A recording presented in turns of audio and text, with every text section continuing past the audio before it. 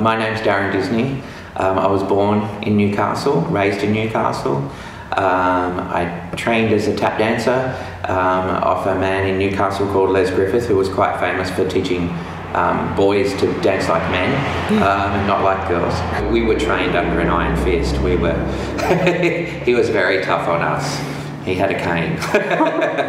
I dreamt of becoming famous, as we all did, becoming famous for tap dancing. You know, dreamt of New York and watching Fred Astaire and Gene Kelly and all those films all those years ago. I was lucky enough to go, firstly overseas to Korea, to a casino show I was in when I was like 17, 18. Got into 42nd Street.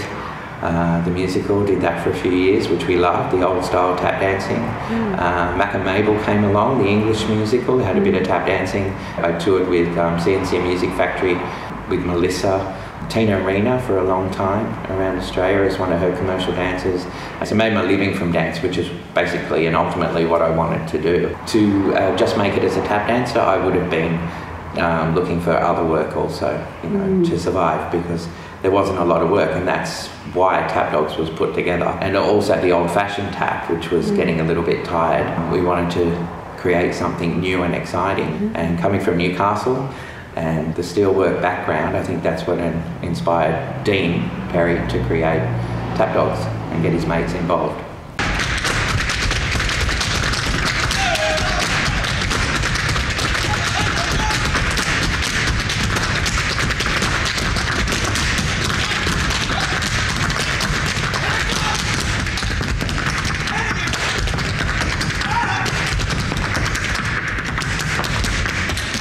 The whole world went crazy for it. That was incredible. We did a couple of Australian tours and sold out everywhere.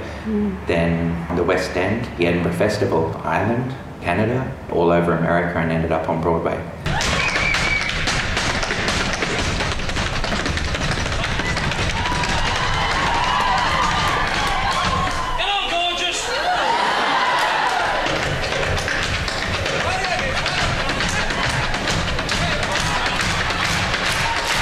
After 4 years of 8 shows a week, and each of those shows was like playing a football game. It was very, very intense and very, very hard work.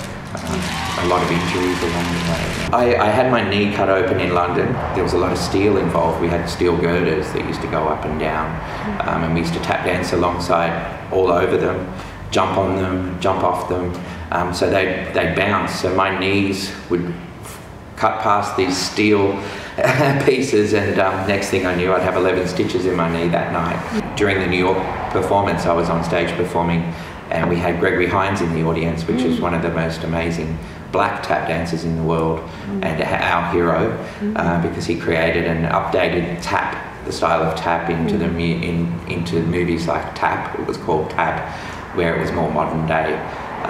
So he was a huge inspiration in our style. He was in White Nights with Baryshnikov as well, which was another modern day tap style movie. And so here he was in the audience watching my tap solo, and I don't know if it was to do with the original accident, but my foot collapsed. My whole cuboid collapsed in my foot, which gave way, so I had no feeling in my foot at all. So here I was doing my solo in front of Gregory Hines, and I was faking it. So I faked the whole show in front of my hero, or our hero, and then later on he carried me off stage. He was meeting us backstage for drinks, and carried me backstage and took me to the dressing room, put ice on my foot and got me a drink. And that was the last time I ever performed professionally.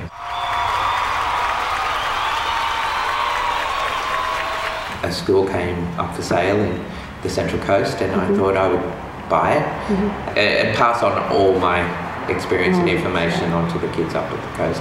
What it's like to make it, and how hard it is to get there, and how hard it is to survive as a performer in the industry today. And there are a lot of dancers and a lot of performers out there who are great, who want to make it.